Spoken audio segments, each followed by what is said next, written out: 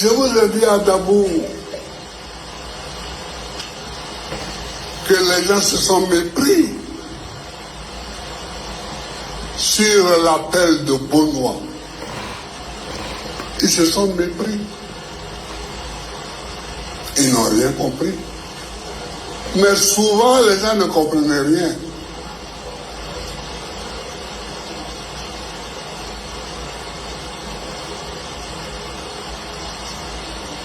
J'ai répété à Dano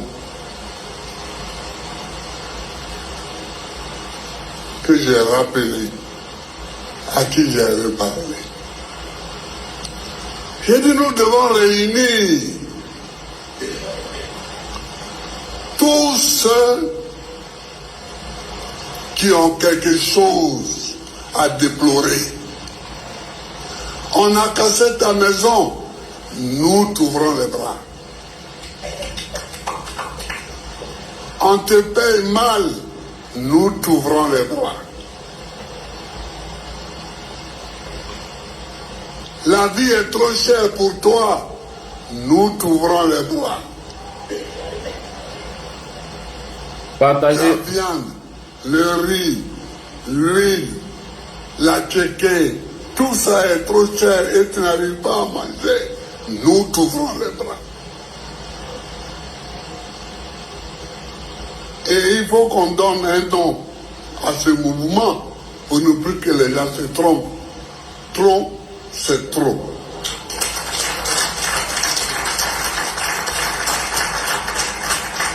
Trop, c'est trop. Trop, c'est toujours trop. Trop, c'est trop. Et Dano, je te demande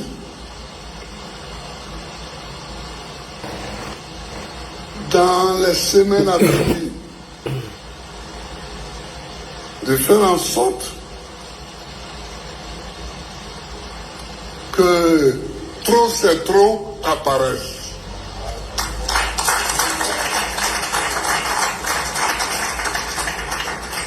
Tu es dans un autre parti. Ça, c'est ton orientation idéologique et politique. Mais on casse ta maison. On te prend ton terrain. On te prend ta forêt. Partagez. Ton enfant ne va pas à l'école. Ou ton enfant est à l'école, il a des diplômes, il n'a pas de travail. Et c'est toi qui allais dans le travail. Trop, c'est trop.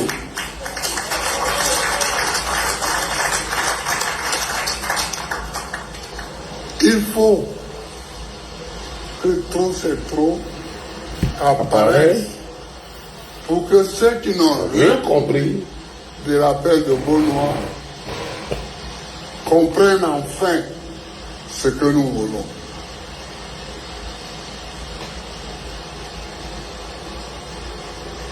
Chers frères, chers camarades, voilà le combat.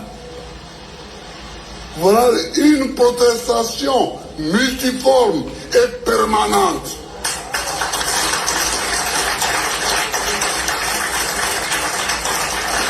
Partagez, tapotez. Une protestation multiforme et permanente. Moruba connaît, salut. Comment?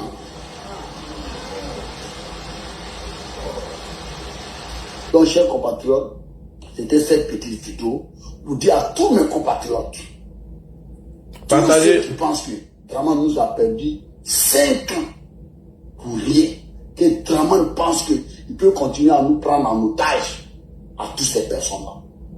Les choses sérieuses vont commencer très bientôt.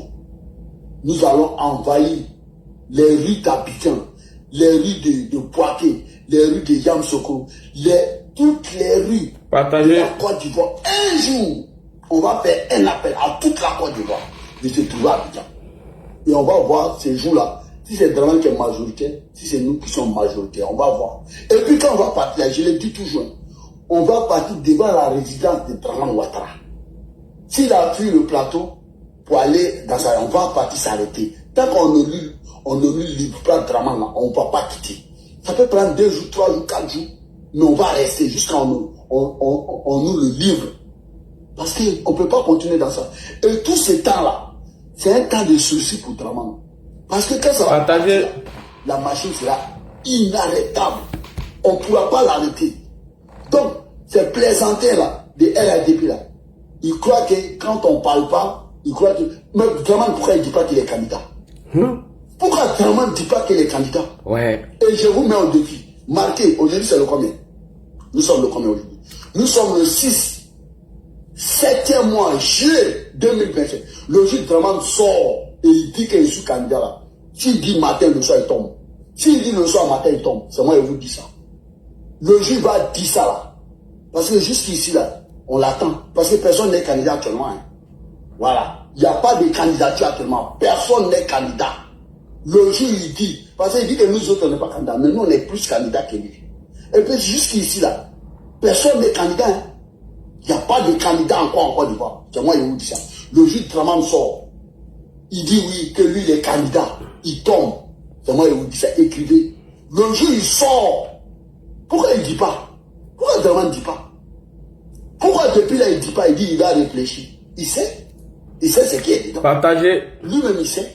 Draman sait ce qui est dedans. Il n'a qu'à sortir pour dire. Je vous dis, il a gagné une guerre, une bataille. Il n'a pas gagné la guerre. Il n'a pas gagné la guerre. Draman ne peut pas gagner la guerre. Il a gagné une bataille. 2020 là, c'est vrai, c'est une bataille, il a gagné. Mais 2025 là, il n'a qu'à sortir. Et puis je vous dis, si à l'élection en Côte d'Ivoire, le président John est dedans, le président Gbagbo est dedans, le président Kiambi est dedans. J'ai dit, s'il y a élection en Côte d'Ivoire, si on dit aller voter dans les urnes là, ça dit demain là, le 25 octobre, ou bien tant, il y a vote demain. C'est que le président John est sur la liste. Le président Gbagbo est sur la liste. Kiambi est sur la liste. En dehors de ça, tout le reste c'est de l'enfantillage. Tout le reste là, c'est de l'amusement. En fait, c'est de la fanfaronnade. Ok, bonsoir. Bonsoir, chers frères et sœurs. Nous, Touré, comment tu vas? Bonsoir à tous et à toutes. Alors, c'est mon dernier avertissement concernant ce sujet. Parce que j'ai l'impression que nos frères sont en train de jouer avec le feu. Et ils ne savent même pas que le jeu qu'ils sont en train de faire est très dangereux. Il s'agit du cas de nos frères libanais. C'est mon dernier sujet dessus. Puisque hier, je n'ai pas trop développé. Aujourd'hui, je vais essayer de développer, expliquer aux gens pourquoi est-ce qu'il faut éviter ce sujet-là. Et que ce sujet est un sujet qui peut être un boomerang pour nous. Je répète encore, aujourd'hui, c'est mon dernier sujet concernant le cas de nos frères libanais. Si vous ne faites pas attention, vous allez créer la révolution populaire. Vous allez donner l'occasion à l'opposition qui est en train de vous manipuler afin de créer un mouvement populaire. Parce que voici une opposition qui cherche à réunir les Ivoiriens afin de les manipuler et les jeter dans la rue. Ils ont tenté toutes les stratégies, tout a échoué. Et pourquoi ça a échoué? Parce qu'ils voulaient prendre l'exemple sur Madagascar. Ils voulaient prendre exemple sur le Népal, tout a échoué. Au Népal et à Madagascar, les peuples ne se sont pas levés parce que un leader d'opinion ou un chef de parti politique a été exclu ou sa candidature a été non validée et les peuples sont sortis dans la rue. Non, non, non, non, non. Ils sont sortis pour une cause nationale. Au Mali, la population n'est pas sortie pour demander le départ de Ibeka afin que les militaires viennent parachever ce combat. Le peuple est sorti parce que il y avait de la corruption, il y avait la gabégie et il y avait l'insécurité et ils n'arrivaient pas à manger. Voilà comment ils ont fragilisé le pouvoir des IBK à travers la société civile qui était incarnée par Mahmoud Dicko et certains partis politiques satellites tels que le M5 RFP dirigé à l'époque avec les Chegel et autres. Mais vous, ce que vous êtes en train de faire actuellement là, concernant nos frères libanais, mais vous êtes en train de faire une adhésion populaire qui peut demain être un boomerang pour vous. Parce que sur le sujet, vous êtes divisés. Alors que l'opposition cherche une stratégie où il y a l'adhésion massive afin de mener le combat. C'est ce que vous ne savez pas. Je vous ai dit hier que c'est un sujet dangereux, mais vous ne m'avez pas écouté. Aujourd'hui, je vais bien développer afin que ça rentre dans vos oreilles. Regardez le timing. L'opposition avait une stratégie de soulèvement populaire afin de contraindre le régime en place à venir sur la table des négociations afin que le nom de Laurent Gbagbo soit inscrit sur la liste électorale, alors que le nom de Laurent Gbagbo n'est plus sur la liste électorale depuis 2020, suite au braquage de la BCAO où il y a eu un procès. Et Gbagbo s'est fait représenter par Maître Maintenant, où Gbagbo a été condamné par défaut. Laurent Gbagbo condamné par défaut. Il y a eu un appel de l'avocat de monsieur... il y a eu une loi de grâce que le président Ouattara a pris afin de gracier monsieur Laurent Gbagbo. Ce n'est pas aujourd'hui que Laurent Gbagbo n'est pas sur la liste électorale. Pourquoi le combat qu'il a voulu mener cette année l'a-t-il pas fait en 2020? On continue. Et donc, Gbagbo Laurent savait bel et bien que son nom n'allait pas figurer sur la liste électorale. Laurent Gbagbo savait ça. Donc, il fallait trouver une stratégie afin de mettre leurs militants dehors et créer le rapport de force. Ils ont échoué à tout. Ils ont dit oui, si la liste définitive sort et que le nom de Gbagbo n'est pas dessus, on va tout mélanger. La liste définitive est sortie, le nom de Gbagbo n'est pas sorti, on n'a rien vu.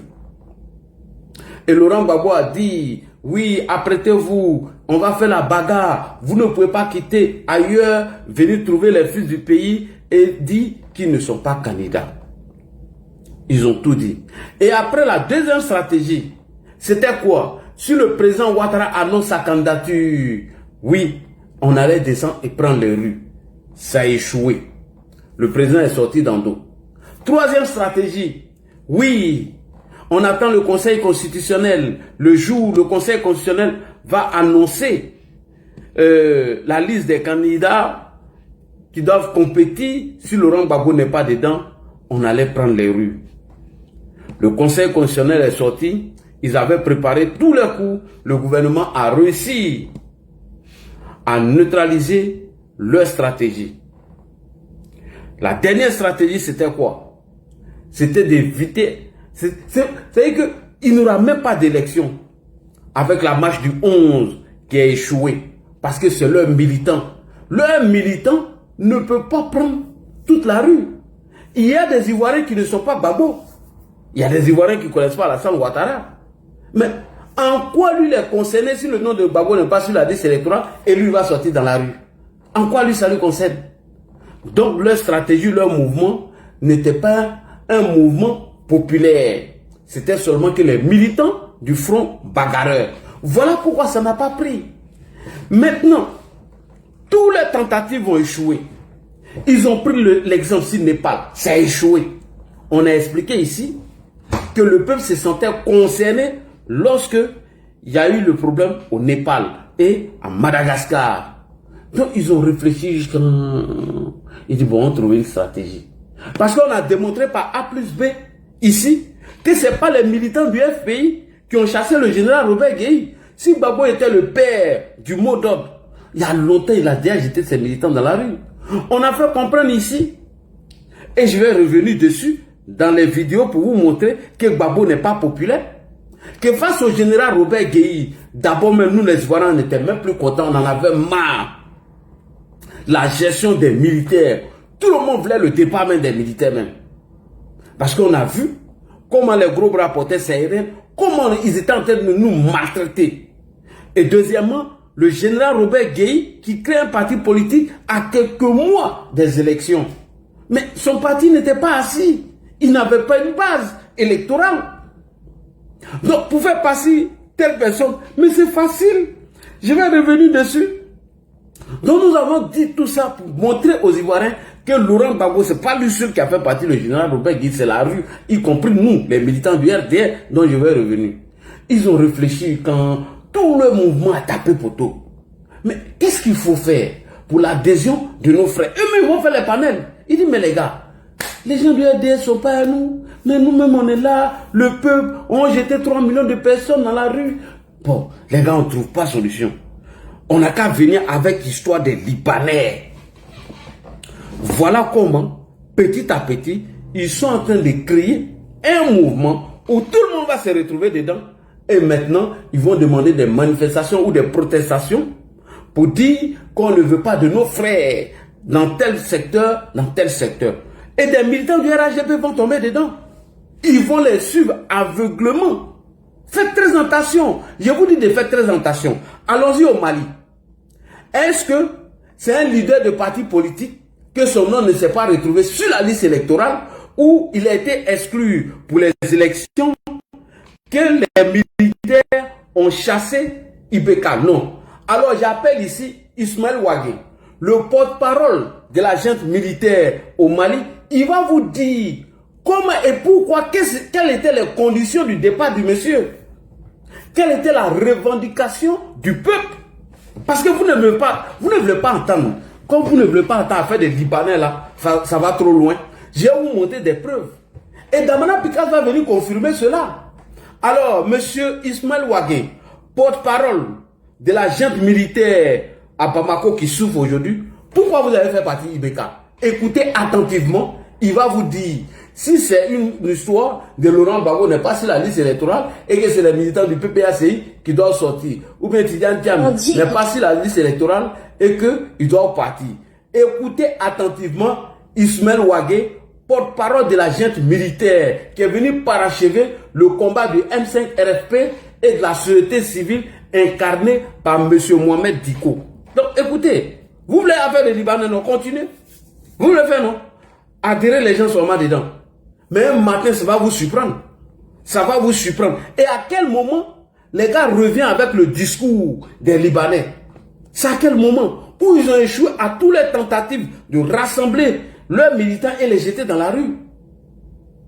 Où ils ont échoué à toutes les stratégies. Ils vont s'asseoir dans leur laboratoire et ils réfléchissent, ils viennent à ce dossier et vous tombez dedans. On y va au Mali. Aujourd'hui, là, je vais vous parler avec des preuves. Continuez le débat des Libanais là, hein? N'arrêtez pas, continuez. Allons-y au Mali. Ismaël Ouagué, est-ce que c'est le nom de choses qui n'étaient pas sur la liste électorale que vous avez décidé de parachever le combat de la rue? On y va. Fermez vos micros, hein, sinon je vais vous bloquer, hein, s'il vous plaît. Celui qui monte, il ferme son micro, s'il vous plaît. On y va, au Mali. On va poser la question à Ismaël Ouagué. Vous jouez. Continuez vos histoires de Libanais là. Les gens sont en train de vous tromper, vous sautez sur tout seulement. Vous ne regardez même pas le timing. On y va. Ismaël Ouagué, il va vous expliquer, puisque Damana Adia Picasso a pris l'exemple sur la révolution au Mali. On y va au Mali. Ismaël Ouagué va venir nous dire, si c'est un mouvement de parti politique, vous voyez non? Ça c'est Ibeka, TikTok. On retourne. On écoute. Ismaël Ouagué, vas-y. On dit écouter le porte-parole des putschistes. Il a accordé sa toute première interview. On va écouter le porte-parole des putschistes. Il nous a accordé sa toute première interview. Écoutez, la situation au Mali. Par téléphone à Nicolas Germain. Pourquoi est-ce que vous avez fait ce coup d'État? Pourquoi est-ce que vous avez fait ce coup d'État? Écoutez la réponse d'Ismaël Ouagué. Pourquoi vous avez fait ce coup d'État? On écoute. Déjà, il y avait un blocage au niveau des pays il y a longtemps. Déjà, il y avait un blocage au niveau du pays il y a longtemps. Ensuite, il y a une partie de la population qui souffrait. Il y a une partie de la population qui souffrait. Écoutez. Ensuite, au niveau même de la défense, il y avait beaucoup de dysfonctionnements dans l'armée. Et au niveau même de la défense, il y avait beaucoup de dysfonctionnements dans l'armée. Les militaires n'étaient plus en mesure de faire leur mission régalienne. Les militaires n'étaient plus en mesure de faire leur mission régalienne, ce qui n'est pas le cas de nos forces de défense et de sécurité aujourd'hui. Oui.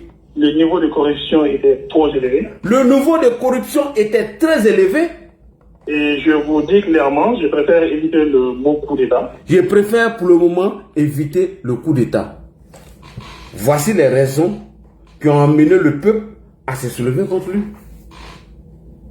Corruption, il ne vivait pas bien et au niveau de l'armée, ça n'allait pas.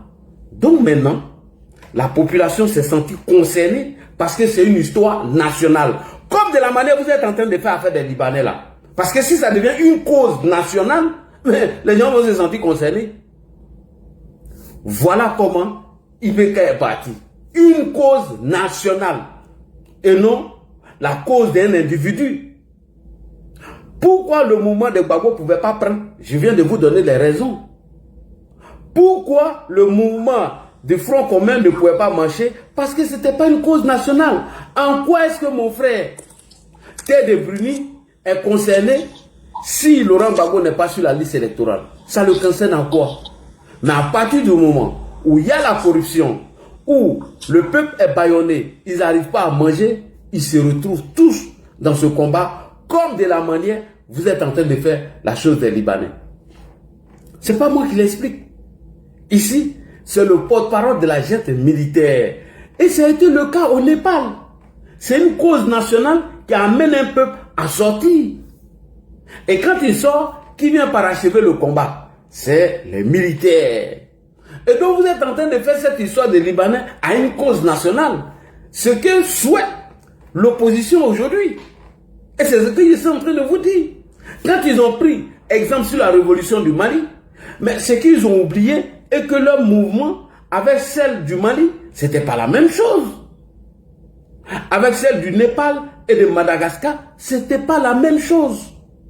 Et donc partant de ce fait, où la population s'est sentie concernée, où elle pense que il y avait la gabégie, il y avait la corruption, et eux ils souffraient, ils en avaient marre. Il fallait demander leur départ. Maintenant, piloté par les partis politiques, satellites, en bas, sans oublier le mouvement de la société civile avec le Mohamed Diko, ce qui a amené le peuple à sortir. Voilà comment les militaires veulent parachever le combat de la rue. Contrairement à celle de la police. Donc, c'est ce que vous êtes en train de faire. Vous êtes en train de faire ça d'une cause nationale. Où ça va toucher certaines personnes qui vont se sentir concernées. À partir du moment où ça vous divise, tout le monde est concerné. Et un matin, ils vont se dire, on fait une marche pacifique. Et à partir de la marche pacifique, s'il y a des élections, qu'est-ce que ça devient? On vous retourne maintenant contre le régime. Donc faites très attention au mouvement des Libanais.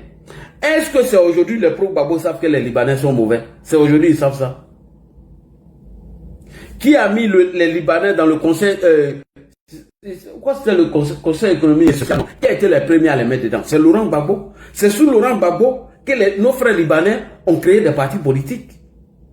C'est sous Laurent Gbagbo que nos frères libanais ont créé des partis politiques. Donc, si quelqu'un doit se plaindre d'affaires des Libanais, c'est nous, c'est pas eux.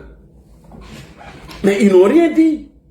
Sam l'Africain, qui est un frère aujourd'hui, sur papier, mais il a créé un parti politique sous Laurent Gbagbo. Pourquoi ils n'ont pas parlé?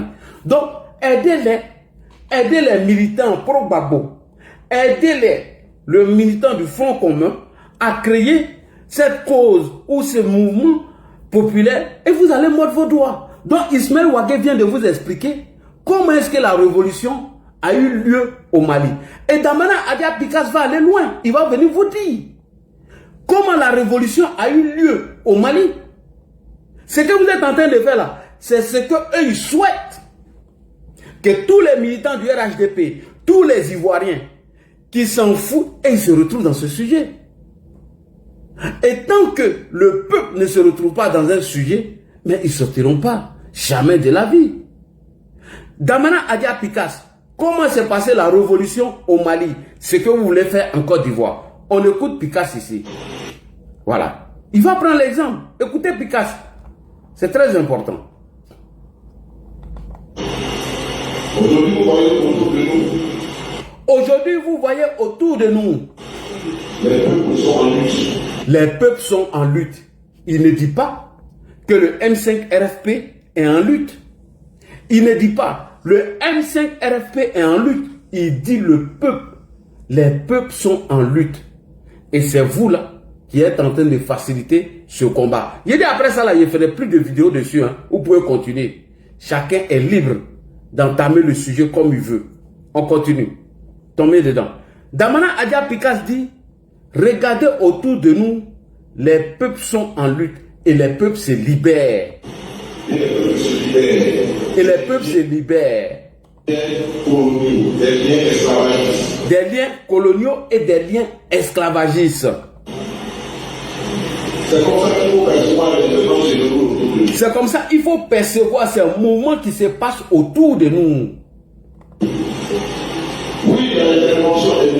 Oui, il y a l'intervention des militaires. Et à quel moment?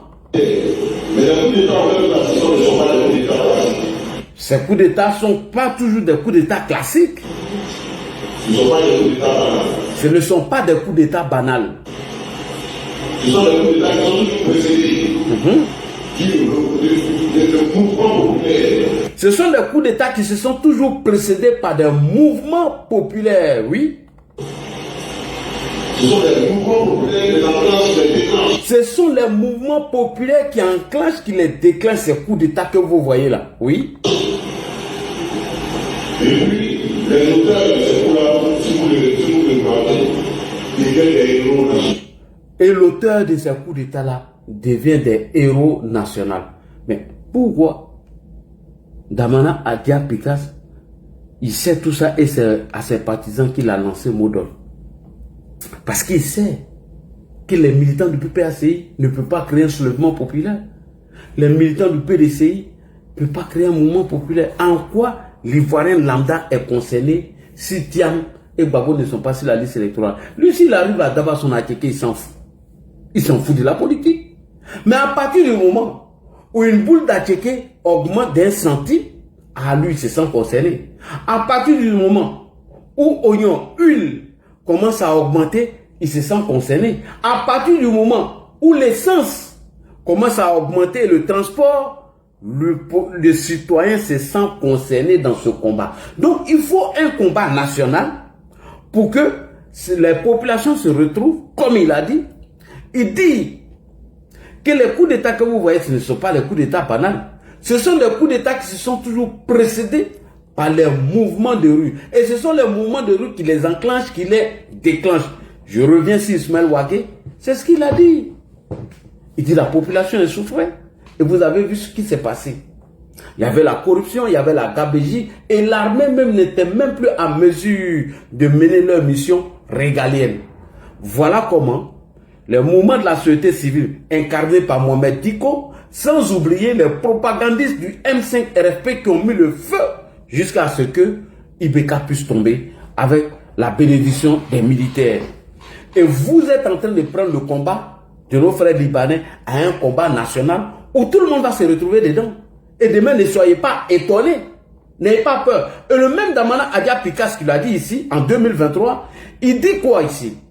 Dans sa deuxième vidéo à Dabo, en 2025, il dit, les mouvements de rue que vous avez vus, les mouvements de soulèvement populaire que vous avez vus dans ces pays, c'est Laurent Gbagbo qui a commencé cela.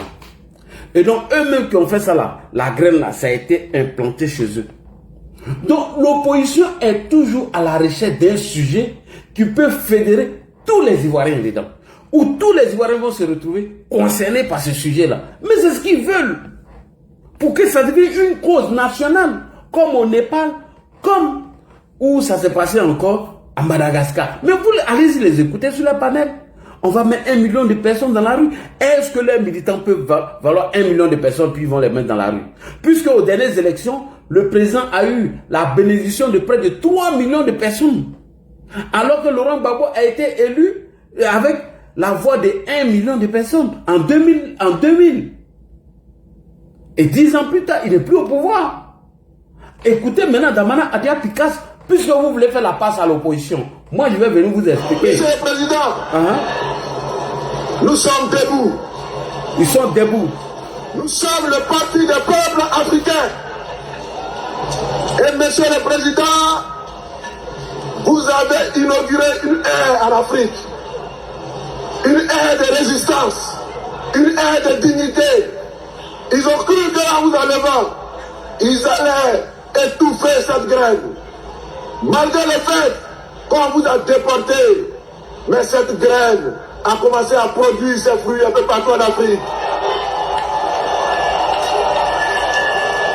Cette graine a produit ses fruits au Burkina. Cette graine a produit ses fruits au Mali. Cette graine a produit ses fruits au Niger. Cette graine a produit ses fruits au Tchad. Cette graine est en train d'envahir l'Afrique.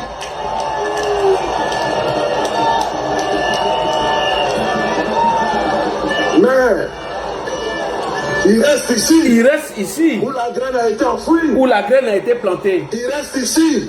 Où la graine a été enfouie. Moi tout petit, c'est moi tout petit. Moi j'ai fait. Là maintenant, la vérité va sortir. Tout le monde a parlé. Ah, tu allais parler ailleurs là-bas. On va fermer ton micro. Kawala. Et donc, ici, Damana Picasso est en train d'expliquer comment les mouvements, ils allaient le mettre en action. Comment ils allaient mettre le mouvement en action afin que tous les Ivoiriens fédèrent à ce mouvement-là. Et il explique comment il y a eu ces révolutions dans ces pays, que ces révolutions ont été copiées sur Laurent Gbagbo. Et aujourd'hui, là, ces mouvements-là ont pris partout. Et il dit, le temps de lancer ce mouvement-là dépend de eux. Damana Adia Picasso, il a dit. On écoute encore Picasso. La seule question qu'on doit se poser, c'est quand nous allons réagir. Mais le quand nous allons réagir dépend de nous. La seule question qu'on doit se poser, quand est-ce que nous allons réagir? Et quand est-ce que nous allons réagir dépend de nous. Dépend de nous. Mais ça veut dire beaucoup de choses. Ils ont préparé beaucoup de choses. Revenons maintenant à l'an 2000. Pour vous dire que ce n'est pas la rue, ou bien ce n'est pas la ruse de Gbagbo qui a fait partir le général Robert Gueye. Non, c'est archi faux. Ce n'est pas la ruse de Laurent Gbagbo, ou bien Gbagbo était un super donneur de mots d'ordre qui a fait partie. Le général Robert Gueye, c'est faux. Rappelez-vous, à l'an 2000, lors des élections présidentielles, entre le général Robert Gueye, en complicité avec Laurent Gbagbo, ils avaient éliminé la candidature du président Alassane Ouattara et celle de plusieurs cadres du PDCI, y compris le président Henri Konan Bédié. C'est vrai que le président Alassane Ouattara a manifesté sa colère, son mécontentement, mais il n'a pas reconnu la légitimité de ces élections et il n'a jamais lancé de mot d'ordre à ses militants afin de descendre dans les rues. Au contraire, le président Ouattara les a appelés au calme. Pourquoi les mouvements de rue là n'a pas pris? C'est ça que je suis en train de vous expliquer. Et comment le général Robert Gueye est parti? Et qu'est-ce qui peut amener l'adhésion populaire afin de chasser un régime? Mais ce sont ces sujets de Libanais là que vous êtes en train de mener qui va faire partie de leur stratégie. Donc, à l'an 2000, lorsque la candidature du président Alassane Ouattara est rejetée par la Cour suprême, mais le président Ouattara a dénoncé. Il n'était pas content. Il n'a pas donné mot d'ordre. Il a appelé ses militants au calme, malgré qu'ils n'étaient pas contents. Chose que eux ils cherchent à faire aujourd'hui et ça ne réussit pas. On écoute ici cette vidéo rapidement. Comme non conforme à la loi, les déclarations de candidature de Alassane Ouattara. Mais cette nouvelle mise à l'écart, l'ancien Premier ministre allait la partager avec d'autres cadres de l'ex-parti unique. À commencer par celui qui le premier s'était risqué au jeu de l'exclusion, disqualifié pour de mystérieuses raisons administratives. En invalidant tous ces candidats, leurs partis politiques sont interdits de participer aux élections. Par conséquent, ils n'auront pas de scrutateurs dans les bureaux de vote pour surveiller ces bureaux de vote. Par conséquent, le bourrage des urnes est inévitable. C'est la raison pour laquelle le PDCI-RDA n'a d'autre choix que de boycotter ces élections, de refuser que s'installe, que s'incruste dans le pouvoir illégitime en Côte d'Ivoire le général Gueye. Alors, pareil, pour le président Henri Konan Bédié et le président Alassane Ouattara. Non, ça c'est Henri Konan Bédié vient de jouer. Il vient de jouer le président Alassane Ouattara, où il a appelé ses militants au calme. Vous allez écouter, ça c'est Henri Konan Bédié. Il n'a pas donné mot d'ordre, il a appelé ses militants au calme. Voilà, mais il n'était pas content. Voilà. En Côte d'Ivoire, l'annonce hier soir des candidats retenus pour l'élection présidentielle a été rejetée la candidature de l'ancien Premier ministre Ouattara ainsi que celle de tous les représentants de l'ancien parti au pouvoir. Une annonce qui n'a suscité aucun débordement. Éric Meunier, Roger Motte. Abidjan, comme toute la Côte d'Ivoire, vient à peine de s'installer dans sa première nuit de couvre-feu, qu'à la télévision nationale, le président de la Cour suprême donne lecture de la liste tant attendue, tant redoutée. Sont rejetés comme non conformes à la loi les déclarations de candidature de Alassane Ouattara, Bombé Émile Constant. Exit l'ancien Premier ministre de Houphouët-Boigny, Alassane Ouattara. Exit le président déchu Henri Konan Bédié. Hormis le socialiste Laurent Gbagbo, tous les principaux adversaires du chef de la junte, le général Gueye, sont éliminés de la course à l'élection présidentielle. L'éviction d'Alassane Ouattara était attendue. Appelant ses partisans au calme, l'intéressé n'en dénonçait pas moins ce matin une injustice, ôtant par avance toute légitimité au scrutin du 22 octobre prochain.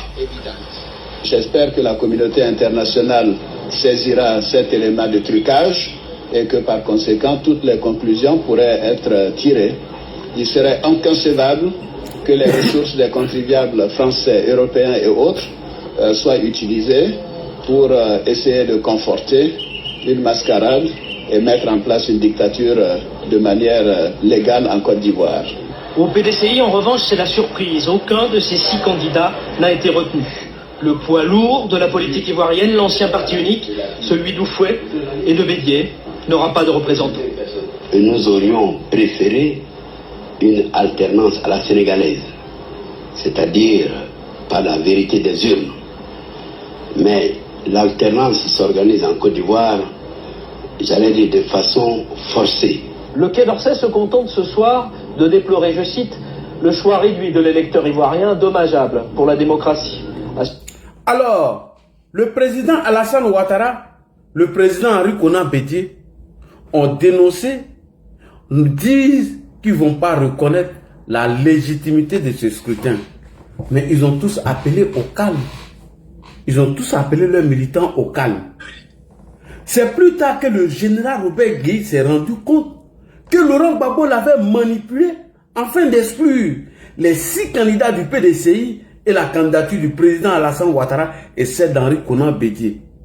Et Gbagbo a triché à l'an 2000 face au général Robert Gueye. Laurent Gbagbo a triché face au général Robert Gueye. Un vieux tricheur. Si ce n'était pas triché, c'est lui-là qui a gagné un mot là. Qui n'a même pas de parti politique. Donc, après avoir fini d'exclure le président Alassane Ouattara et le président Henri Konan Bédié, qui ont appelé leurs militants au calme, le général Robert Gueye s'est rendu compte que Gbagbo l'avait manipulé afin d'exclure le président Ouattara et le président Henri Konan Bédié pour tricher. Un vieux tricheur. On écoute ici le ministre Touré Mamadou. En 2000, lors des élections présidentielles, Alassane Ouattara a été éliminé. Henri Konan Bédié a été éliminé. Alassane Ouattara a été éliminé, Henri Konan Bédié a été éliminé. Mais le PDCI, par mesure de précaution, avait aligné en réalité 6 candidats à l'élection présidentielle. Ils ont tous été éliminés. Je parle de Lamine Fadiga et consorts. Émile Constant Bombé, etc. En dépit de leur élimination, les leaders politiques ont appelé au calme et les élections se sont déroulées dans le calme. Il n'y a pas eu de violence. C'est après les élections, le général Robert Gueye s'est rendu compte que Laurent Gbagbo avait bourré les urnes. Oui, Gbagbo a triché pour être président de la République. Et quand le général Robert Gueye s'est rendu compte, c'était déjà trop tard. Laurent Gbagbo a mobilisé la rue pour contrer le général Gueye, donc à quitter le pouvoir. Laurent Gbagbo s'est appuyé sur l'armée et la gendarmerie.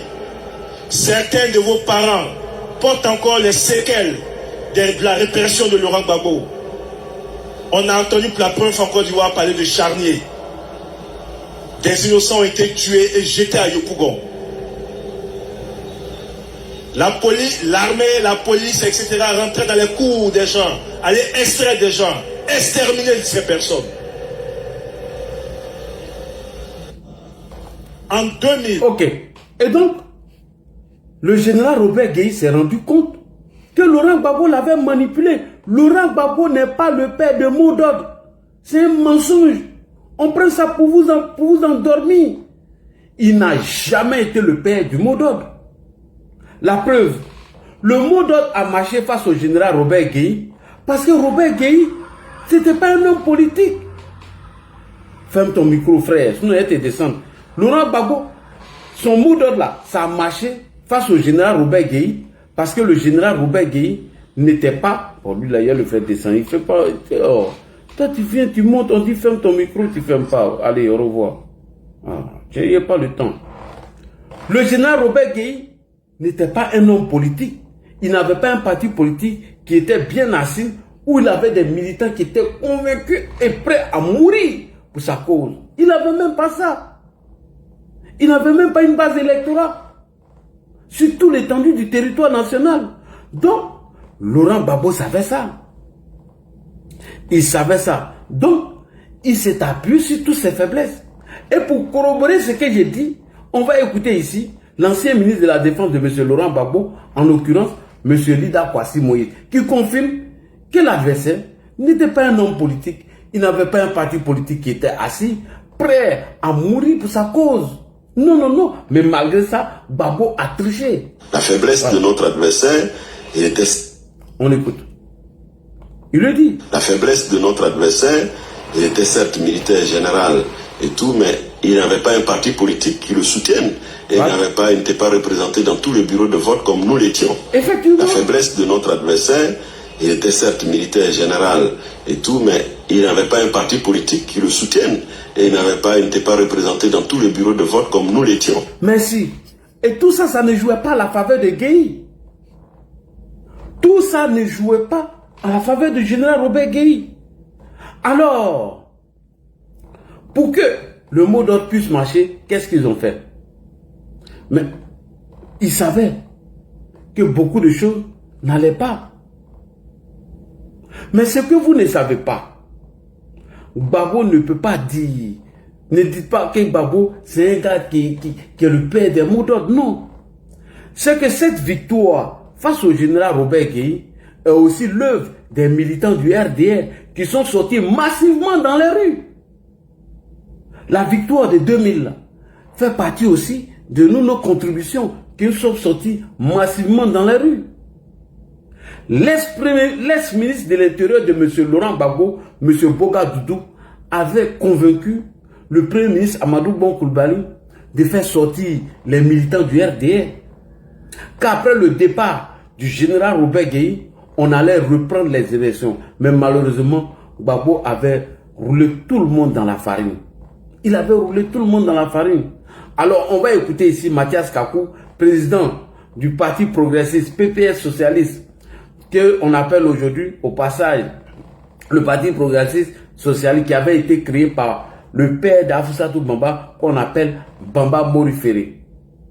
Et il faisait partie aussi du Front républicain. Le PPS faisait partie du Front républicain, le parti du papa de Bamba Mori Ferré, qui est incarné aujourd'hui par Mathias Kakou. Depuis 1995.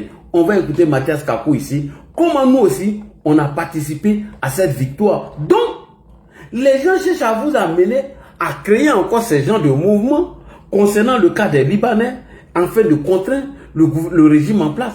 À partir, on écoute ici M. Mathias Kakou, président du PPS. Aux élections, bien évidemment, le pays savait ce qu'il faisait parce qu'il savait que le pays n'avait pas de base électorale. Parce qu'il n'avait pas de parti politique.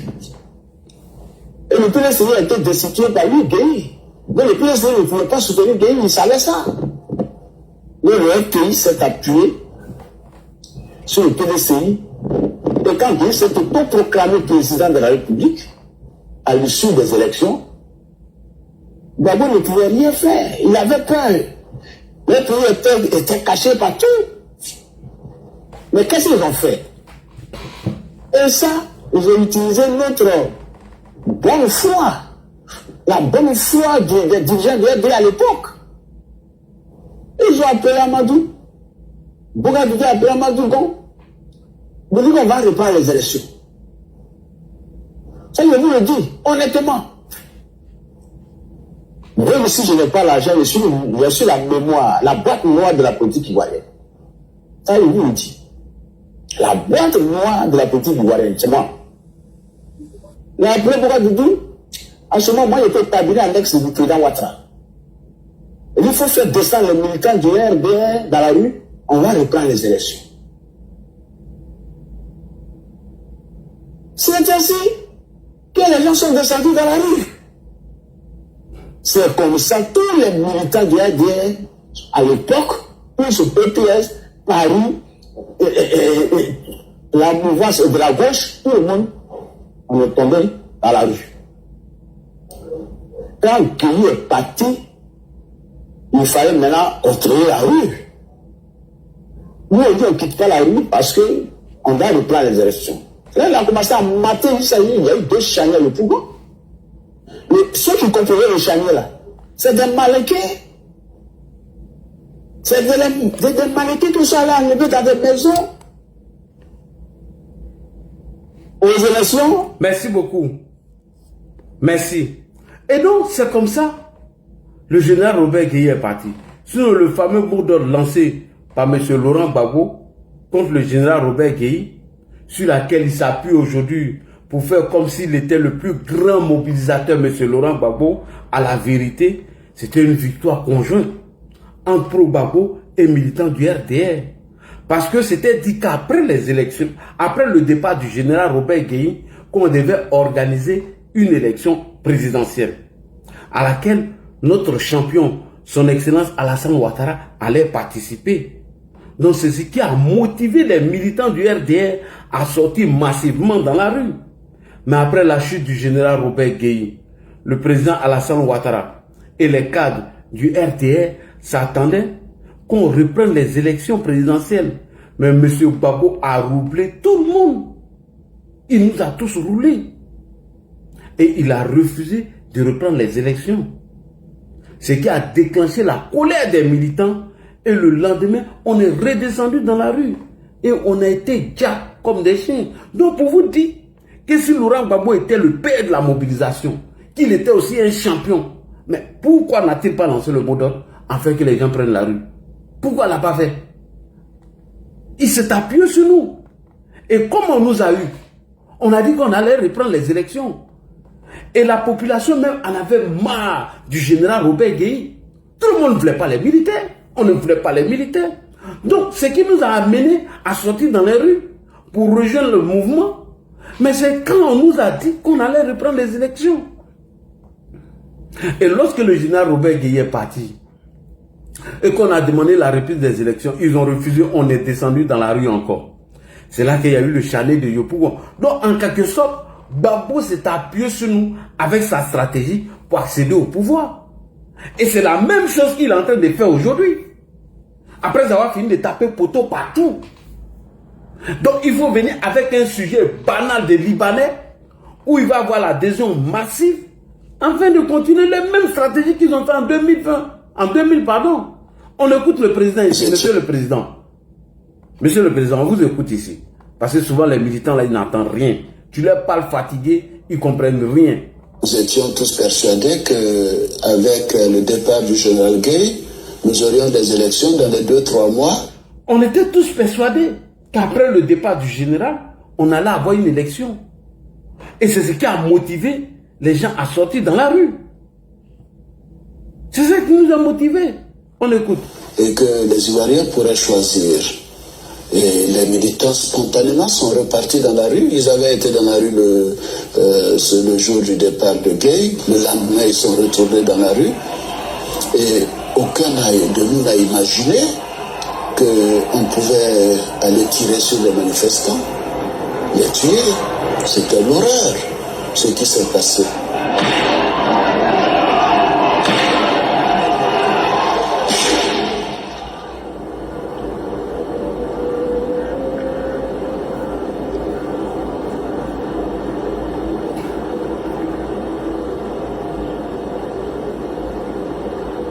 Et c'est vraiment le début du coup de force et de l'état de force que M. Laurent Gbagbo a instauré en Côte d'Ivoire.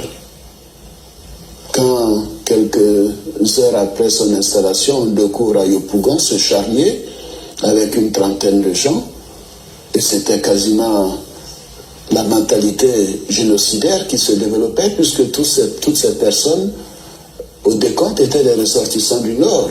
Merci beaucoup. Au décompte étaient les ressortissants du Nord. Alors, chers militants RHDP, chers partisans d'Alassane Ouattara, épris de paix et de justice, vous allez commettre encore les mêmes erreurs en faisant la passe à un vaurien, en faisant la passe à quelqu'un qui n'a aucune stratégie, en faisant la passe à des gens qui sont en train de réfléchir à une autre stratégie afin d'occuper les rues, en créant des débats inutiles qui peut accroître l'adhésion massive. Et regardez le timing. Pourquoi c'est maintenant là même, qu'on vient avec le débat des Libanais? Pourquoi c'est après les élections? Pourquoi c'est après que toutes les tentatives, toutes les stratégies ont échoué, qu'on nous sort du tiroir maintenant le débat des Libanais? Je pouvais comprendre que le débat arrive, voilà, quelques temps plus tard. Mais regardez le timing. Après toutes ces prophéties qui ont tapé poteau, qui ont tout échoué, et que nous on les a dit ici, que si c'est vos militants qui vont prendre les rues là, c'est poteau. Parce que si vos militants prennent les rues, nous on serait là, la police va faire son travail. Si la police échoue, c'est nous on serait les derniers recours. Et ils le savent. Qu'en matière de mobilisation, nous on est prêts. Ils le savent. Donc il faut trouver une stratégie. Il faut trouver des débats futiles et inutiles. À quel moment? Au moment où ils ont échoué. Au moment où ils peuvent maintenant venir à ce sujet. On vient à ça et vous tombez dedans. Jusqu'à dire même ils vont organiser des manifestations, des protestations pour dire que nos frères libanais, voilà. Et vous tombez dedans si facilement. Je viens de vous démontrer comment est-ce que la population adhère à un mouvement de rue. Moi, on l'a dit, il y a quoi à foutre si le nom de Laurent Gbagbo n'est pas sur la liste électorale. Il faut aller à Baflé, à Gagnoua ou partout. Va demander à quelqu'un si le nom de Gbagbo, lui, il s'en fout de ça. S'il arrive à pousser son outro et gagne son pain, il s'en fout de Gbagbo. Vous pensez que c'est tous les Ivoiriens qui aiment Gbagbo? La preuve, il y a 8 millions d'Ivoiriens qui sont inscrits sur la liste électorale. Pourquoi les 8 millions ne votent pas une seule personne? Voilà. Alors que nous sommes 32 millions d'habitants au décompte. Et c'est 8 millions de personnes qui vont s'inscrire sur la liste électorale. Pensez-vous que si vraiment les Ivoiriens étaient intéressés à ça, là, eux tous allaient partir s'inscrire sur la liste électorale? On aurait peut-être 20 millions d'Ivoiriens qui sont inscrits sur la liste électorale. Donc faites 8 moins 32. Ça veut dire que la population, mais il y a des gens qui s'en foutent d'élection.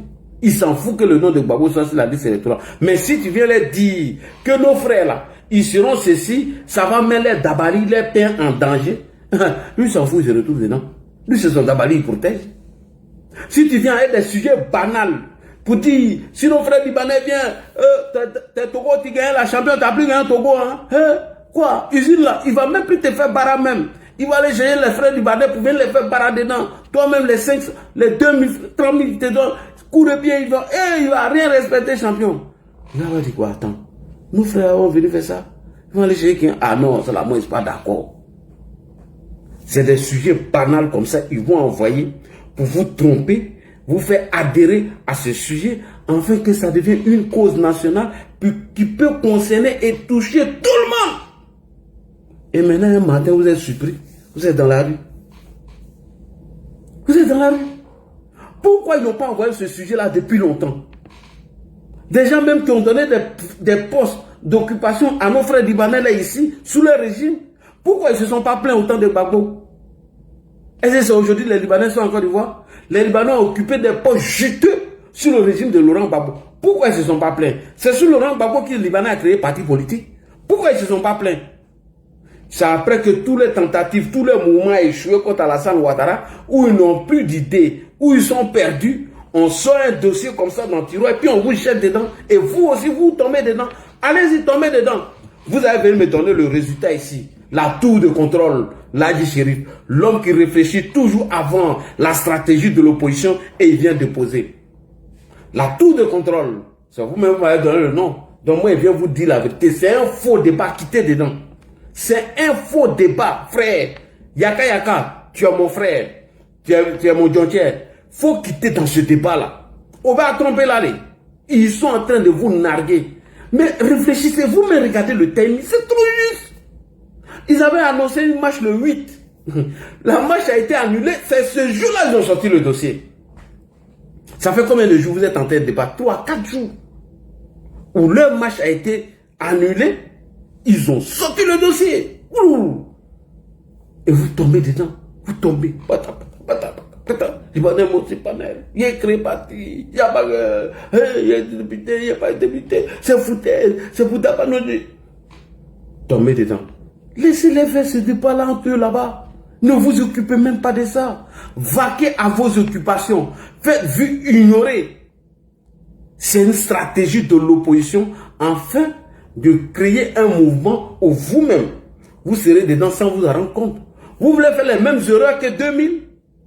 Vous voulez faire les mêmes erreurs que vous avez fait en 2000 où Bougadou nous a demandé de descendre dans les rues afin de chasser le général Robert Gueye qu'on allait reprendre les élections. Quand ils ont pris le contrôle de la rue, qu'est-ce qu'ils nous ont fait? Ils nous ont pas fait charner. Vous allez encore envoyer ce monsieur-là accidentellement au pouvoir? Accidentellement, Gbagbo est venu accidentellement au pouvoir. Vous pensez que si Gbagbo, il avait le peuple derrière lui, parce que ses militants le disent, que le peuple est derrière Gbagbo, vous pensez que Gbagbo va avoir ce peuple et lui va s'asseoir, il ne va pas jeter ce peuple dans la rue? Il n'a rien derrière lui. Et il n'a gagné aucune élection, ce tricheur-là, ce vieux tricheur. Même, regardez, quelqu'un qui dit qu'il a gagné une élection face à Gueye Robert, on organise les législatifs, il perd les législatifs. Laurent Gbagbo, c'est le PDCI qui est venu en tête, suivi des indépendants. Voilà comment ils ont fait un deal avec le PDCI via Fologo pour que tous les députés du PDCI aient voté Mamadou Koulibaly. Et Gbagbo même il l'a dit. Il dit quand lui il a quitté le pouvoir, Mamadou Koulibaly a tenté d'être relu encore comme ce député, mais il a tapé poteau. Allons-y au municipal. Quelqu'un qui dit qu'il est populaire, qu'il a gagné une élection, il va au municipal encore, c'est le RDR qui vient en première position, suivi du PDCI, troisième, les indépendants, et Gbagbo était quatrième. Quelqu'un qui n'a jamais gagné une élection. Donc il va vous utiliser, vous, toujours, à chaque moment, pour accéder au pouvoir, avec des sujets banals. Pourquoi après les élections, 2 mois plus tard, ou 1 mois, on organise les législatives? C'est pour voir sa majorité et confirmer cette majorité à l'Assemblée nationale. C'est pourquoi. Mais Laurent Gbagbo qui dit avoir gagné une élection face au général Robert Gueye, il va au législatif, il perd les législatifs. Il va au municipal, il perd les municipales. Mais comment lui il a fait partie le général alors, s'il était populaire? C'est vous qui avez contribué à cela. Et c'est pourquoi je vous dis, c'est mon dernier sujet concernant ce cas-là. Après ça, là, j'en parle plus. Dites ce que vous voulez. Ça, c'est vos problèmes. Ça, c'est vos problèmes. Je ne fais que tirer la sonnette à l'arbre. Donc, Terre de Bruni, tu as la parole. Merci beaucoup. Moi, je m'arrête là. Ce que vous voulez faire, Ayake, moi, j'ai fini. Ok. Bonsoir, mon grand frère Ladji Chérif. Bonsoir, Terre de Bruni. Moi, il me prépare même pour aller dans les choses même. Ladji, tu sais, on n'est pas dupé. On a flairé ce coup-là. Mais tu fais bien de le rappeler, il y a beaucoup qui n'ont pas vu. Mais moi, mon problème, il est où dans ce débat avec les Libanais? Je vais te dire. Mon problème, c'est qui a envoyé ce sujet-là sur la toile? C'est le gars. Après le match qui a été interdit. Les gars là. Non, Lagui, attends. Celui qui a envoyé le sujet sur la toile là, je suis en train de le traquer depuis des jours et des jours. Il me fuit. Et les gens même, et je te dis, les gens le protègent. Même il est monté sur un panel où il y a nos frères RHDP, ils l'ont invité là-bas. Je suis monté. Dès que j'ai commencé, on m'a descendu. Parce que, regarde, en fait, non, les gens n'ont rien compris, comme tu l'as dit. Et je leur ai dit, j'étais dans les commentaires là-bas, je leur ai dit, les frères, vous n'avez rien compris. Les gens disent, mais t'es dépuni. C'est toi aujourd'hui, tu parles comme ça. Ils ne comprennent pas. J'ai dit, calmez-vous, vous n'avez rien compris. Là, ils ont copié le Libanais. Et c'est ce Libanais-là qui est en train de nous narguer sur tous les panels. C'est lui qui a envoyé le sujet là sur la toile. C'est un Libanais. Un Libanais qui, lui, milite pour les... Déjà même, il milite pour les LGBT. Il a créé plein de problèmes aux gens ici quand il y avait le problème sur les Houbi.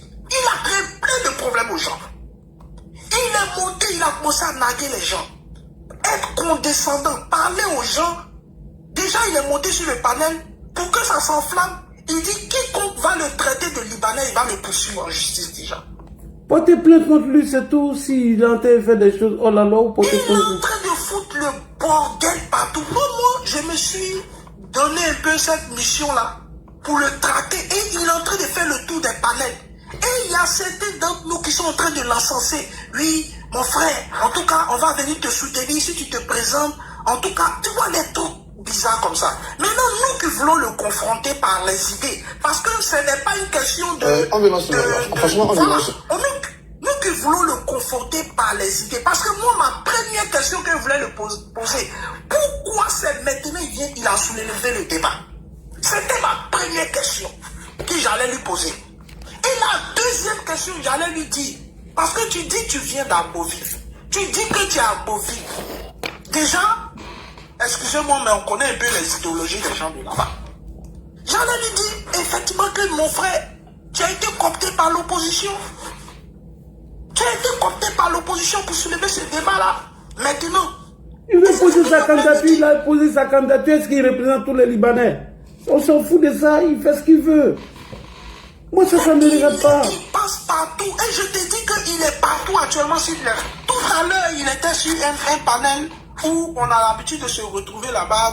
Nous, les gens de RHDP, tout ça, on discute. C'est un panel où on rencontre les jeunes du même parti. Et je t'assure qu'il a emballé tout le monde dans le panier. Mais c'est pas bien grave. On connaît la stratégie. Moi, j'ai donné ma position sur la question. La question même là. J'ai donné ma position. Sans nier le fait que ces personnes-là soient ivoiriennes déjà. J'ai donné ma position.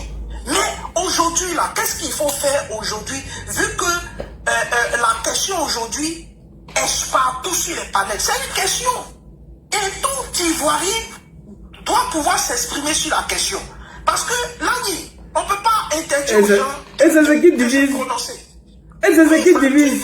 C'est un sujet qui divise les Ivoiriens. Et c'est clair. Parce que, regarde, c'est un sujet que, quand tu vas le mettre là, tous les gens vont se... Même les gens du même parti vont se faire là, par là. Et ils le savent. C'est pourquoi vous dites de laisser ce sujet-là. Mais voilà, nous, on peut laisser la vie. Mais on peut laisser. Mais c'est quoi la meilleure stratégie pour pouvoir mettre fin à ce débat-là aujourd'hui sur les réseaux? Il vient, il monte sur vos panels, il dit qu'il va faire acte de candidature. Vous dites merci, fais ce que tu veux, c'est fini. Il n'a qu'à faire acte de candidature, c'est la loi qui va juger, c'est tout. Alors, où est le problème? C'est fini. Tu dis tu es ivoirien. Si la loi te confère, va poser ta candidature. Si la loi lui confère, il pose sa candidature. Si les gens l'ont voté, qu'il est élu, il est élu. S'ils l'ont pas voté, c'est fini. C'est la loi. La loi, c'est la loi. C'est pas toi et moi qui font la loi. C'est le député qui vote ces lois-là. Donc vous ne pouvez rien. C'est pour vous dire de ne même pas aller dans ce schéma-là. Dites-le, je ne vais pas. Et le problème même est venu à quel moment? C'est ça, moi, je suis en train de vous dire. Si la loi lui confère là, toi, tu ne peux pas jeter sa candidature. Oui, l'autre ne peut pas jeter aussi. C'est de le boycotter dans les urnes. Voilà, c'est de le boycotter dans les villes. Est-ce qu'il n'y a pas un Libanais qui est député, député de choses, comment on appelle, de gars de Makori là? Suppléant, il est suppléant. Est-ce que ça là, ça vous a dérangé? Pourquoi ils ne sont pas sortis dans les rues pour venir mener ce débat là? Mais les gens savent. Pourquoi ils n'ont pas fait ça? Les gens savent que c'est un suppléant, il n'est pas élu, donc ils s'en mettent, ils se tracassent pas. Alors? Même les vice, comment on appelle ça, les gens, il y a un Libanais qui est dans le conseil de la mairie de Makori. Voilà, il ne s'affiche pas, il est juste dans le conseil. Voilà, et voilà, ça, tout de suite là, ça frappe pas l'œil. Donc, moi je pense que aujourd'hui là, celui qui a soulevé le débat là, c'est lui, comment dirais-je, c'est lui l'empoisonneur. C'est lui qui est en train de jeter un peu le venin un peu partout. Donc, c'est lui aujourd'hui qu'il faut mettre à la lumière du jour. C'est lui aujourd'hui qu'il faut afficher sur les réseaux sociaux pour dire que ce personnage-là travaille avec l'opposition, travaille à diviser les Ivoiriens. Et c'est de ça tombez dedans. Si vous tombez dedans, vous allez faire débat de ça. Moi, je veux pas, moi, je veux. Alors, elle va créer un mouvement. Il va dire, bon, les gars, tous ceux qui sont comme ça, venez rentrer dedans. Alors que vous êtes en train d'enfreindre la loi. Il a dit, hein, tous ceux qui le traitent des Libanais portent plainte. Et s'ils portent plainte, si la loi juge, vous partez en prison. Hein, c'est pas pour dire que le Libanais a mis Ivoirien en prison. C'est ton frère Ivoirien qui t'a mis en prison. Parce que tu l'as stigmatisé. Et c'est puni ici, très grave ici en France. Je peux vous montrer même des gens qui ont été condamnés pour des propos racistes ici en France. Voilà. Donc, faites très attention à ce sujet. C'est le timing, il faut regarder. Ils ont échoué à tout. Mais ils vont créer des sujets comme ça pour vous mettre dedans. Et c'est la première fois. Ils avaient commencé. Ils ont arrêté. Il y a une première vague où les Johnnies étaient dedans et tous. Après, ils ont stoppé. Ils se sont concentrés maintenant sur la lutte. Dès que les élections sont finies, dès que toutes les stratégies ont tapé poteau, tout a échoué, ils sont ressortis encore le dossier. Et ils ne vont pas s'arrêter là. Et vous qui les suivez, moi j'étais étonné de voir mon frère qui a pris une position. Je lui ai dit, mais frère, est-ce que toi tu connais les lois ivoiriennes? Toi tu peux rien faire, hein? Évitez de tomber dans ce sujet-là. Est-ce que vous me voyez moi là qui est venu même panel, hein? Qu'est-ce que tu penses des Libanais? Ça c'est des trucs qui ne me concernent pas.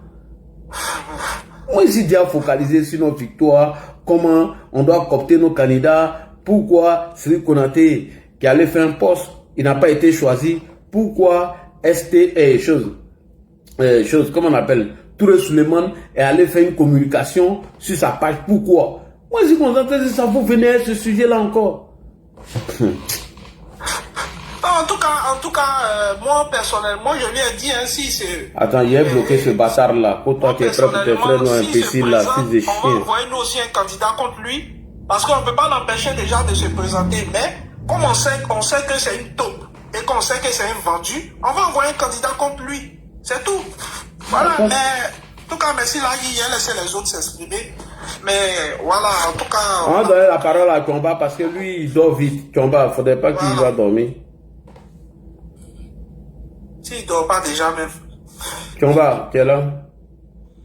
Non, je ne dors pas. Ah, vous va dormir. Bonsoir. Bonsoir. Aux 800 connectés sur TikTok et aux autres qui sont sur Facebook et puis YouTube. Alors là, c'est encore une manipulation de plus. Et merci d'être prompt dans ce type de situation, de dénoncer et de déconstruire les manipulations. Voilà, alors TikTok est devenu comme il y avait une émission à choses, comment on appelle, sur Radio Côte d'Ivoire, en question d'actualité. Voilà, question d'actualité où les débats étaient dirigés. Voilà. Qu'est-ce que vous pensez? Est-ce que vous pensez que c'est normal que les étrangers se mêlent de la politique, hein, de la Côte d'Ivoire? Et puis là, on touche le côté sensible des tribalistes et des xénophobes. Voilà, c'est ce que TikTok est en train de devenir, c'est malheureux. Et quand on suscite des faux débats, alors ce jeune Ivoirien d'origine, dont les parents sont d'origine libanaise, il a dit qu'il voulait être, je crois, maire. il voulait postuler, il voulait être candidat à la municipale de 2029. C'est même pas pour cette élection qu'on va faire le 27 décembre. Et puis la toile s'enflamme. Les gens disent que, bon, eux, ils sont pas contre les Libanais et qu'ils souhaitent la réciprocité. Est-ce qu'un Ivoirien peut être, comment on appelle, candidat au Liban? Oui, bien des choses comme ça. là, Voilà. Et comme tu l'as dit, Senghor recherche toujours du monde. Parce qu'ils sont minoritaires. Donc, remarquez que ils rament partout.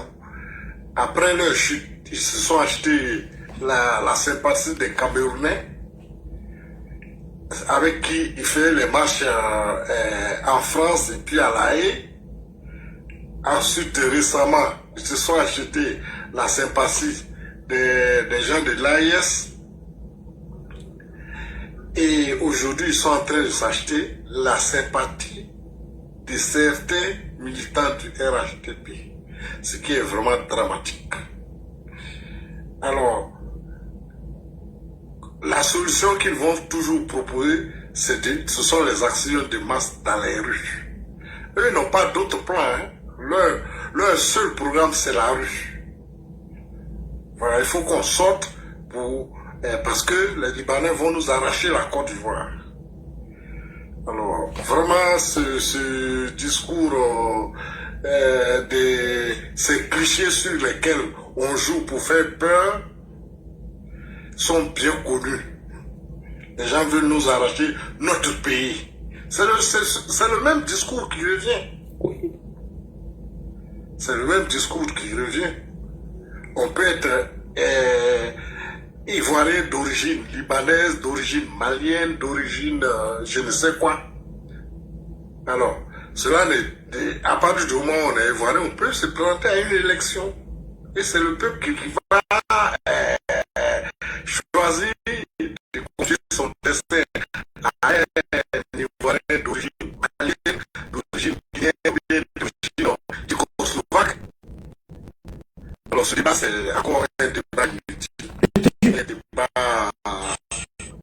pour diviser les Ivoiriens. Et c'est sur ça que véritablement l'opposition se fait. Après l'échec présent de la présidentielle, parce qu'on avait espéré que le peuple, comme ils disent, allait sortir et se retrouver dans une situation comme au Cameroun ou bien au Népal, Madagascar, Madagascar, ou au Mali, même qui a difficulté là. Comment? Il dit ou au Mali, le Mali qui est en difficulté à ce moment. Voilà, mais ça n'a pas marché. Ça n'a pas marché. Ils ont plutôt effrayé les Ivoiriens qui sont ravitaillés, se disant que des voyous allaient sortir dans la rue, mais ils n'ont pas eu le courage. Voilà. Alors donc, on va encore prendre ce sujet des Libanais après le corps pour exciter le côté sensible des xénophobes, des tribalistes et de tous ceux qui pensent que leur problème vient des autres, des étrangers. Voilà. Et avec toujours les mêmes clichés. Un étranger doit connaître sa place. C'est toujours les mêmes. Voilà. Voilà. Les Libanais maltraitent nos sœurs au Liban. Franchement, on en a marre. On en a marre. Et ceux qui utilisent ce torchon, qui menacent, alors ils n'ont qu'un seul but, un seulement populaire. Et c'est clair, ta vision ton analyse est juste et elle est vraiment crédible. Voilà, on cherche un soulèvement. Voilà. Donc, ils vont s'exciter encore. On va emballer la toile avec encore ce faux problème. Et bon, il faut qu'un autre buzz vienne enlever celui-là. Sinon, on a touché vraiment le côté sensible des xénophobes. Voilà, et c'est le même discours. Il ne doit pas être candidat. Voilà, sinon là, ils vont nous arracher la Côte d'Ivoire. Alors, bon, franchement, je n'ai pas encore vu un pays. On va perdre notre pays. Voilà, on va perdre notre pays. Alors, il y a combien de Libanais? Il y a combien de Libanais en Côte d'Ivoire? Il y a combien de ressortissants de l'AE qui menacent de ces deux groupes-là, qui menacent de prendre la Côte d'Ivoire? Puisqu'ils y tiennent tant, qu'ils mesurent les forces. Il y a combien de Libanais? Alors il faut vraiment arrêter ça. Et merci de sortir. Comme tu l'as dit, franchement, il faut oublier ce sujet. Il y a des choses beaucoup plus importantes sur lesquelles on doit communiquer. Voilà. Je vais m'arrêter là et te dire vraiment merci Ladji. Merci pour tout. Merci beaucoup à Tomba. Merci beaucoup. Pour déconstruire ces mensonges. N'oubliez pas que le FPI, c'est le plus grand laboratoire de fabrication de fausses rumeurs. Souvenez-vous, pendant la crise, ces gens-là ont dit, pendant 10 ans, que le drapeau de la Côte d'Ivoire a été descendu à Congo et qu'on a fait monter le drapeau du Burkina. Oui. Ça, ils ont parlé de ça pendant 10 ans. Je sais pas. Que le président aurait mis un embargo sur les médicaments. Des mensonges comme ça. Voilà, voilà. Sur des médicaments, comme si c'était les gosses qui tombaient malades. Voilà. Donc tout ça, ce sont des... Et aujourd'hui, bon, comment on appelle l'Internet les gêne un peu. Parce qu'ils savaient faire courir des forces rumeurs, mais aujourd'hui, ils sont déconstruits. Voilà. Ils sont déconstruits rapidement. Les mensonges ne passent plus. T'as vu. Voilà, donc... c'est le timing, mec, Tomba. Est-ce que tu vois le timing, non? Le timing, c'est le moment où vous envoyez le débat, même. C'est pas possible. Il n'y a plus d'espoir. On a cru que Gbagbo allait faire un dernier sursaut. Gbagbo a montré que lui, il s'en va au village et qu'il ne va même plus parler après les élections législatives. Voilà. Alors, il a pris sa retraite et bon, ils n'ont plus d'espoir. Donc, il faut souhaiter encore un autre soulèvement, bon, mais pour aboutir à quoi? Aller chercher Gbagbo au village pour venir diriger la Côte d'Ivoire, mais c'est fini. C'est fini. La page Gbagbo est tournée à jamais. Voilà, merci. Merci beaucoup, Tomba. Merci beaucoup. Merci, merci, merci. Prado Alassane, tu es là? Prado Alassane, est-ce qu'il est là? Ah, les sorciers là me viennent sur ton live pour venir mettre des conneries. Oh, vraiment. Prado Alassane, est-ce qu'il est là? Il n'est pas là. Il y a monsieur... Attends, il y a quoi? Fakoli. Monsieur Fakoli. Fakoli Kumba Fakoli d'abord. Salam alaikum. Wa alaikum salam Fakoli Kumba Fakoli d'abord. Eh Allah, ni wuro l'anglais ka kan bolo bo di masisa. That is the phone, my Yes, packet too. Merci beaucoup pour cette brillante intervention et merci pour tout ce que tu fais pour la Côte d'Ivoire. Vraiment, à t'écouter, nous sommes très heureux. Et on a plus nos calepins à minutes. Tapoter les gars. La situation qui s'est pas les réseaux dans ce temps.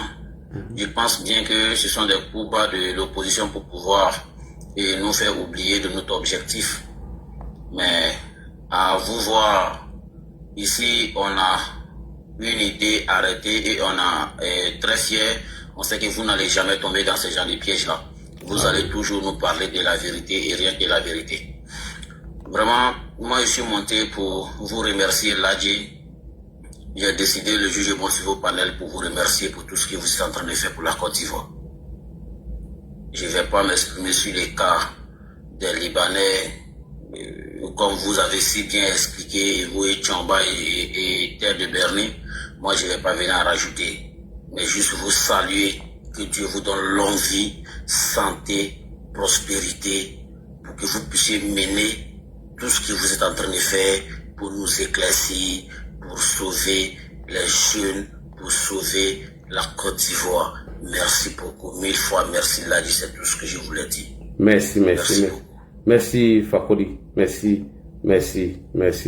Attendez, en bas de Fakoli, il y a monsieur, c'est Dembi, hein? Dembi quoi? Dembi Costa. Dembi Costa, bonsoir. Oui, bonsoir Ladi. Oui. Ladi, désolé, moi je suis au volant, hein, donc... ok, il n'y a pas de problème. Il n'y a pas de problème. Fofana. Voilà, c'est moi, non? Oui, va droit. Bonsoir à tous les panélistes. Ouais. Ladi, tu vois, concernant le sujet des Libanais, là, aujourd'hui matin, j'ai vu les gens sur le panel, je suis monté sur le panel, et j'ai pris la parole. Je leur ai dit que non, ouais, ils sont dans un combat xénophobe. Je dis, c'est pas nouveau en Côte d'Ivoire qu'un Libanais soit candidat en Côte d'Ivoire. Allah Kouta, là, Sami Meri, sa mère est leader, son père est libanais. Lui, il était candidat pour le RHDP. D'abord, le gars, il m'a dit d'abord, il a gagné les élections devant RHDP. Après, maintenant, c'est parti au RHDP. Sami Meri, il est encore là. Tu vois, eux-mêmes, les mentons qui disent,